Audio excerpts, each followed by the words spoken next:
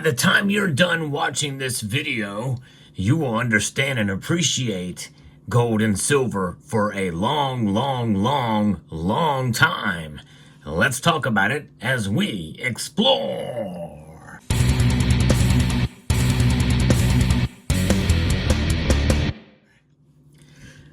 If you have been following this channel for any amount of time, you know that I like to talk about gold and silver in terms of their long-term store of wealth and value proposition that far extends beyond the price measured in these.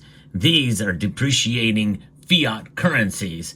This is the top reserve currency around the world, and it is guaranteed to lose. It's a losing proposition when you hold on to these exclusively, by the way, and just let them sit there, and they degrade in value. However, gold and silver maintain their value, and it's been proven. History is the guide that tells us that gold and silver are wealth-preserving devices.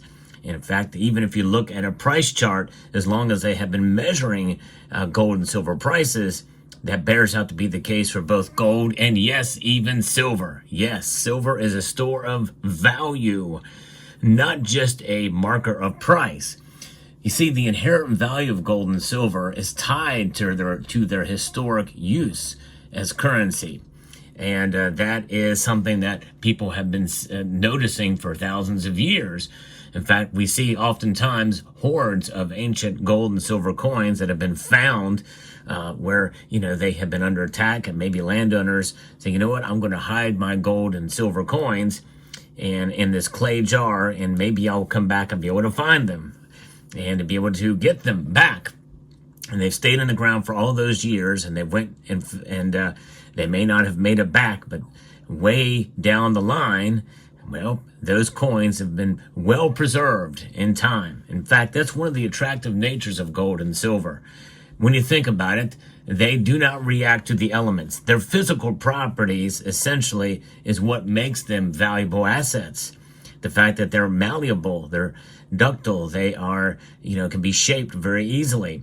And they maintain their composition, and they maintain their integrity chemically and anatomically. And so I think that is something that is quite profound and gives gold and silver something special, special in that they don't react. So they are boring on one side. On the other side, they are persistent, they are consistent, and they are pretty amazing metals when you think about it, just in that alone.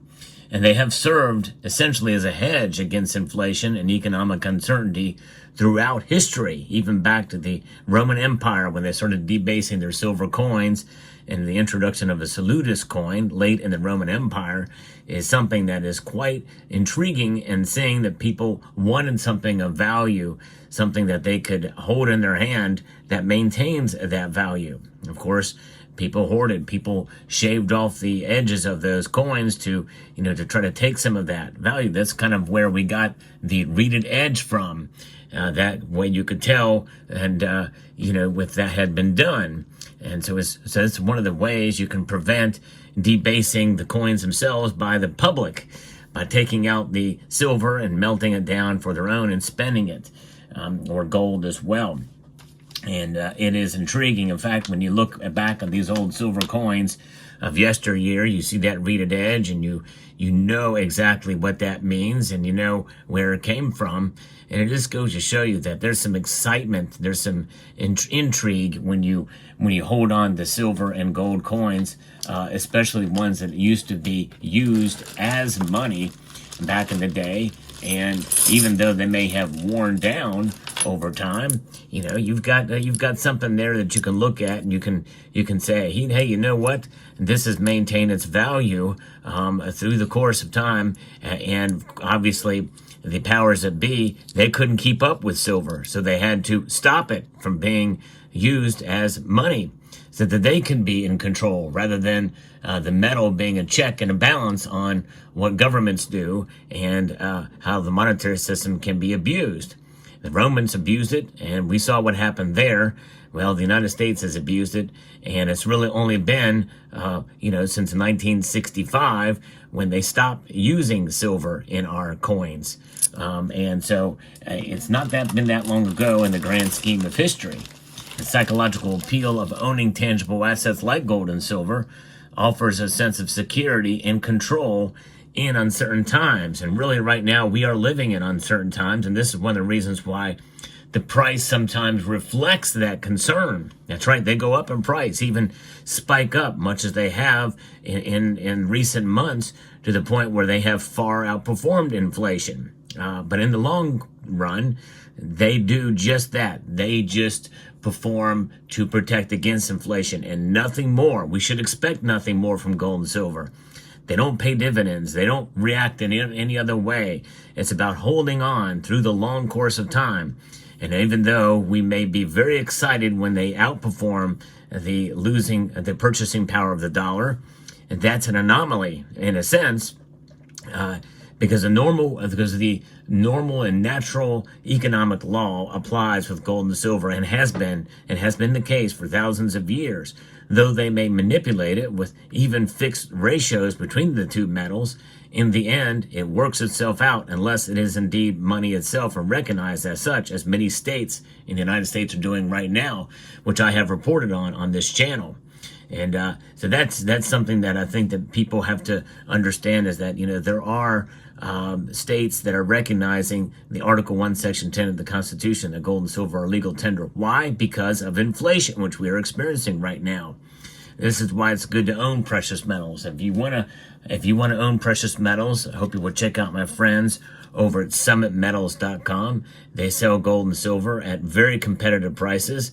They are the low-cost leader at times for certain products out there. So just bookmark their website at summitmetals.com and just give them a chance when you're shopping for precious metals to see what they have. Or you could scan this QR code here as well. Now, gold and silver, this is something that's pretty amazing. When we look at the modern market realities, we know that when we explore the current market dynamics influencing the prices of precious metals for gold and silver, we need to understand that they are moved by global economic conditions, and interest rates obviously have a major impact. We've seen that time and time again, not only from the Federal Reserve, but other central banks like the European Central Bank in China, Japan, and others.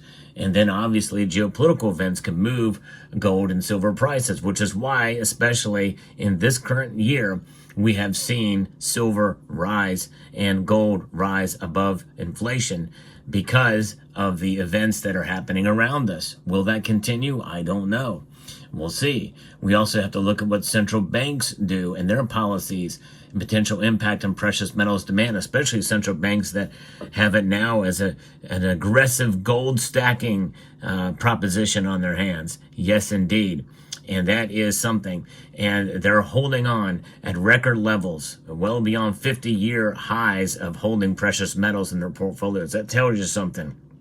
Silver is not held like gold is, but there are more uses for silver now than ever before in industry, science, and technology. And that is really good for silver's price as well, but in a different way than gold, which is why the ratio between the two is so high. Now, understanding the long-term proposition and the historic performance of gold and silver really are long-term hedges, not investments, highlights their potential for capital appreciation and portfolio diversification. There's no question about that. But that's just it. It's about being patient through the long term, perseverance. In fact, I tell you, even though I am a stacker to some extent, I'm a collector at heart. And this coin right here gives you a sense of what that patience is about the long term. And this is called the completer coin. And I got it in gold, even though I mostly collected these in silver and quarter ounce gold. And these are the Queen's Beast series. And this is the completer coin, capping off the entire series that took since 2016 to 2021 to complete. I was patient. I persevered through it to get all of the different pieces to get it there. And this was the capstone of that collection. And so I think most of you that stack, even if you're a pure stacker well, you might want to get a series of stackable coins or better bullion coins like the Queen's Beast to be able to just kind of make it a little bit fun and exciting and interesting. But it takes patience. If you're going to complete the series, you're going to wait a couple of years to get that done. And indeed, that was the case with these being released 2 per year.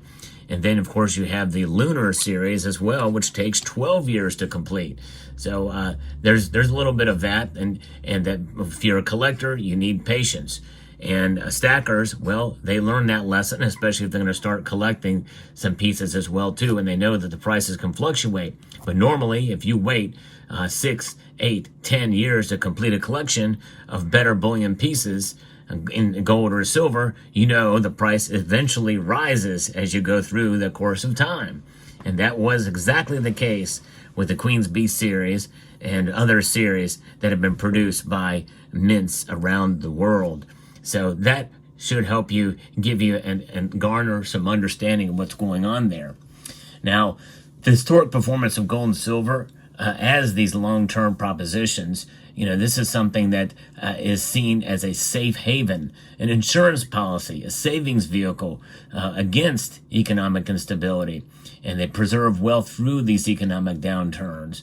And we know that it's a well-diversified strategy, not only for your investments, but includes a strategic allocation to precious metals of about maybe 5 to 10% at most. Some say that it could go as high as 35%. It just depends on your level of comfortability in understanding these metals as that role.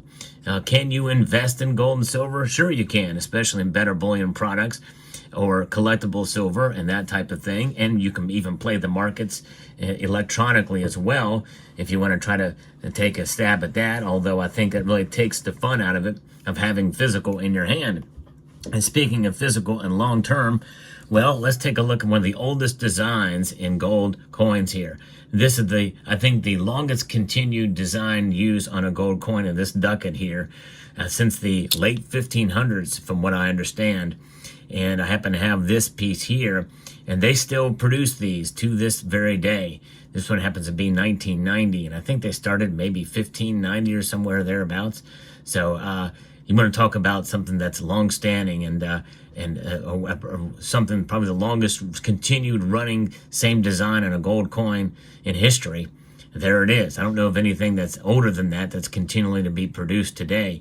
It's just kind of an interesting thing, and it just goes to show you the perseverance of gold, not only in silver, to some extent. We know with this case it's gold continuing. That's perseverance. That's wealth proposition. That's unchanging. In a changing world, gold and silver are unchanged and continue to be magnificent metals.